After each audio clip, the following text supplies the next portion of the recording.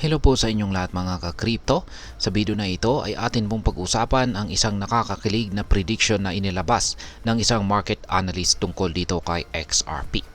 Ayon po sa kanya ay possible raw na maabot ni XRP ang presyong $5 bago po matapos ang taong 2024. At mula po rito ay maaring tumalon pa ito sa presyong $30 sa unang bahagi ng taong 2025. Pero paano po ito mangyayari?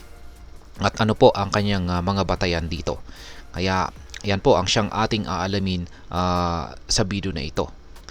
Pero bago po tayo magpatuloy, ay nais ko lamang po munang bigyang linaw ang aking disclaimer kung saan ang nilalaman po ng video na ito ay hindi po ito isang financial advice. For education and information purposes lamang po ang layunin nito. Ayan, paano nga ba maaabot ni XRP ang presyong $2? At ano po ang kahalagahan nito?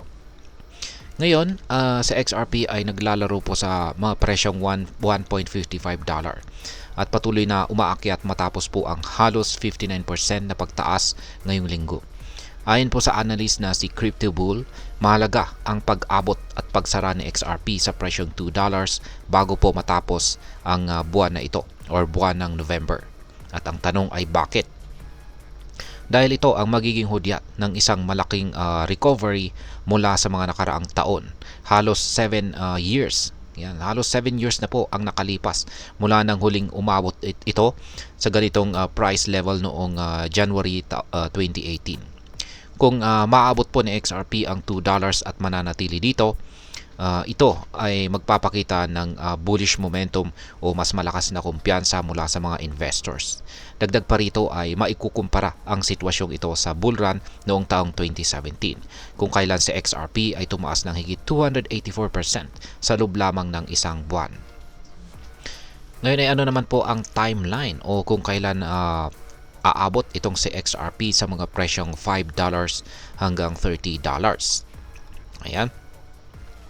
Batay po sa prediction ay kung magpapatuloy po ang kasalukuyang momentum, maaaring maabot na XRP ang $5 bago po matapos ang December 2024. Ang $5 ay magiging bagong all-time high na XRP kung saan ay magbibigay daan para sa mas malaking interes mula sa mga investors at institutions.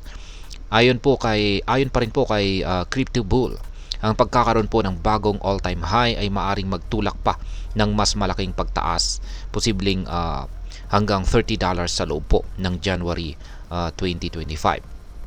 Kung mangyayari ito ay magiging isang napakalaking 1,835% na pagtaas mula sa kasalukuyang presyo nito. Gayunpaman, para mangyari ito ay kailangan ng malawakang capital inflow o malaking pondo mula sa global market. Ngayon ay may kaugnayan ba ang nakaraan ni XRP sa predicsyong ito?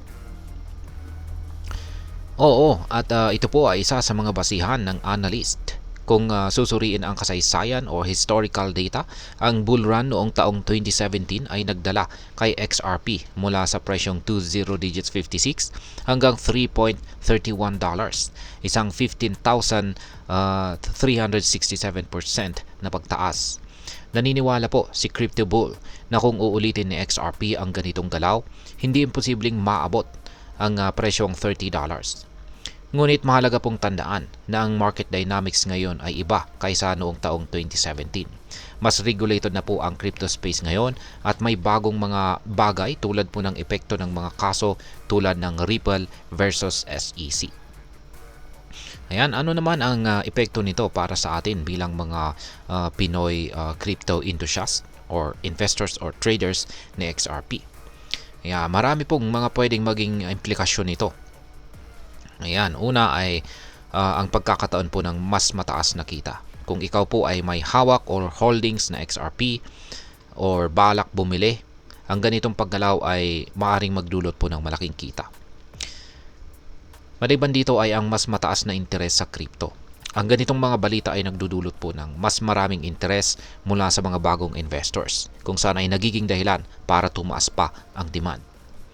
At ang panghuli ay syempre nandyan pa rin po yung volatility.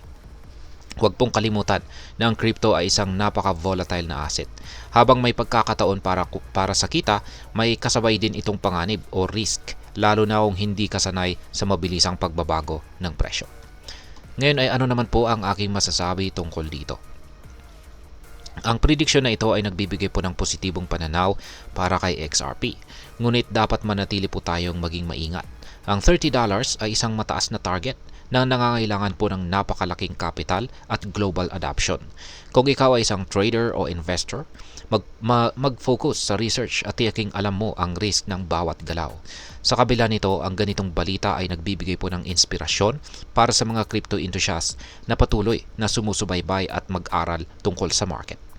Walang masama sa pagiging bullish, basta't ito ay nakabase sa tamang datos at maingat na diskarte.